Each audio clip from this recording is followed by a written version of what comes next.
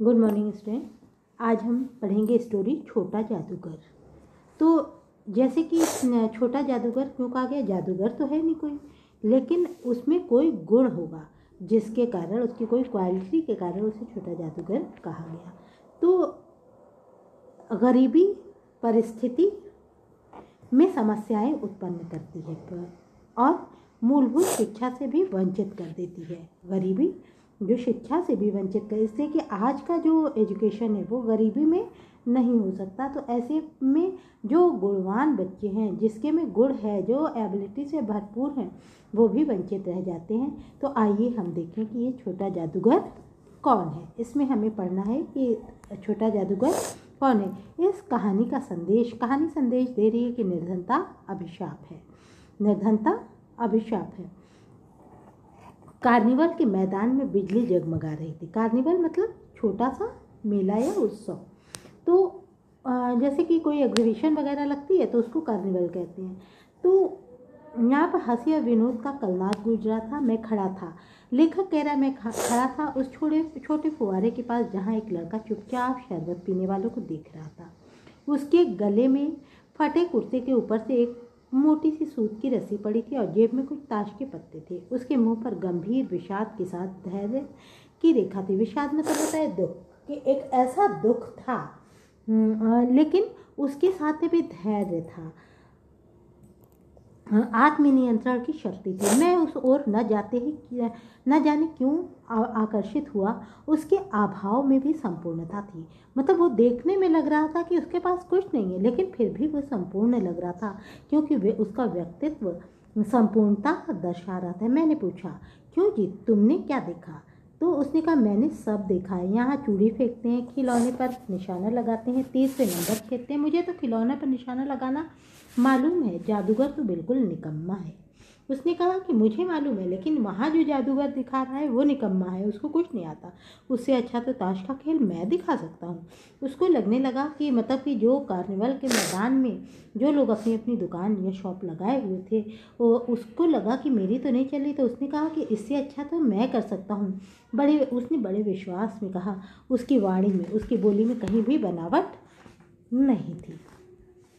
मैंने पूछा, और उस पर्दे में क्या है? तुम वहाँ गए थे? नहीं, मैं वहाँ न जा सका, टिकट लगता है। मन ही मन में उसने कहा, भाई आज के तुम ही मित्र रहे। तो लेखक ने उससे कहा कि भाई आज के तुम ही मेरे मित्र रहे, वहाँ जाकर क्या कीजिएगा? उसने कहा, चलो वहाँ चलते हैं। तो कहा, नहीं, वहाँ जाके चलिए निशाना लगाया जाए। तो मैंने भी सहमत होकर कहा, तो फिर चलो। उसने मुझसे कहा कि चलिए निशाना लगाते हैं। उसने कहा कि चलिए। तो उसने कहा कि मैंने कहा कि पहले शरबत पी लिया जाए। तो उसने स्वीकार सूचक से हिला दिया। स्वीकार में होता हाँ में हिला दिया। मनुष्य की भीड़ में जाड़े की संध्या भी वहाँ गर्म हो रही थी। दोनों शरबत पीकर निशाना लगाने चले। राह में मैंने पूछा, तुम्हारे यहाँ कौन है? उसने कहा, माँ और बाबूजी। तो उन्होंने तुमको यहाँ आने के लिए मना नहीं किया? बाबूजी। तब उसने बताया कि बाबूजी तो जेल में हैं। क्यों? तो देश के लिए। उसने बड़े गर्व से कहा कि देश के लिए। और तुम्हारी माँ? तब मैं समझ गया कि वो स्वतंत्रता सेनानी का बेटा है। और तुम्हारी माँ? उसने कहा कि वह तो बहुत बीमार है। और तुम? तब मैंने कहा कि तुम तमाशा देख रहे हो, तो माँ बीमार है तो उसके मुंह पर तिरस्कार की हंसी छूट पड़ी, जैसे कोई गुस्से में नहीं ऐसे करके हंसता है।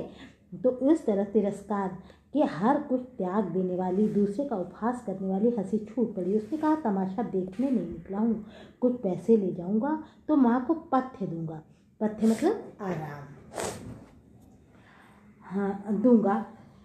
मुझे शरबत पिलाने के बजाय आपने मेरा खेल देखकर मुझे कुछ पैसे दे दिए होते तो मुझे अधिक प्रसन्नता होती। मैं आश्चर्य में पड़ गया। 13-14 साल के लड़के को देखने लगा। हाँ, मैं सच कहता हूँ बाबूजी, माँ बीमार है, इसलिए मैं नहीं गया। कहाँ? जेल में। जब लोग तमाशा देखते ही हैं तो मैं क्यों न दिखाकर उनकी सेवा करूं और अपना पेट भरूं। मैंने दीर्घ श्वास लिया तो मैंने लंबी सांस ली और चारों ओर बिजली के लट्टू नाच रहे थे। मैं व्यग्र हो उठा। व्यग्र मतलब परेशान हो उठा कि इतना छोटा सा बच्चा, और सोच इसकी कितनी ऊंची है, यह अपनी माँ के लिए कितना कुछ करना चाहता है, और एक मैं हूँ। उसने कहा, अच्छा चलो निशाना लगाएं। इसलिए कि अब मैंने सोचा कि ये स्वाभिमानी है, ये मुझसे ऐसे तो पैसे नहीं लेगा, इसको भीख लगेगी। तब मैंने कहा कि चलो निशाना लगाएं, और इसलिए मैंने निशाना लगाने की बात की कि जितना निशाना ये लगाएगा इसका निशाना तो चूकेगा नहीं, और जितना कुछ ये जीतेगा तो उतना इसका हो जाएगा। फिर हम दोनों उस जगह पहुँचे जहाँ खिलौनों को गेंद से गिराया जाता था। मैंने 12 टिकट उस लड़के को खरीद दिए और कहा कि अब निशाना लगाओ, और वो पक्का निशानेबाज निकला। उसने कोई भी गेंद खाली नहीं जाने दी। देखने वाले दंग रह गए। उसने 12 खिलौनों को बटोर लिया, लेकिन उठाता कैसे? उसने कुछ को मेरे रुमाल में तथा कुछ को अपनी जेब में रख लिया। लड़के ने कहा, बाबूजी आपको तमाशा दिखाऊंगा, बाहर आइए, मैं चलता हूँ। 1 9 2 11 हो गया। मैंने मन ही मन कहा, इतनी जल्दी आँख बदल गई। मैं घूमकर पान की दुकान पर आ गया। पान खाकर वहीं कुछ देर तक टहलता रहा। झूले के पास लोगों का ऊपर नीचे आना जाना लगा था। अचानक किसी ने ऊपर हिंडोले से पुकारा, बाबूजी। मैंने पूछा, कौन? मैं हूँ छोटा जादूगर। कोलकाता के सुरम्य वनस्पति उद्यान में लाल कमलिनी से भरी हुई छोटी सी झील के किनारे वृक्ष की छाया में अपनी मंडली के साथ बैठा हुआ मैं जलपान कर रहा था।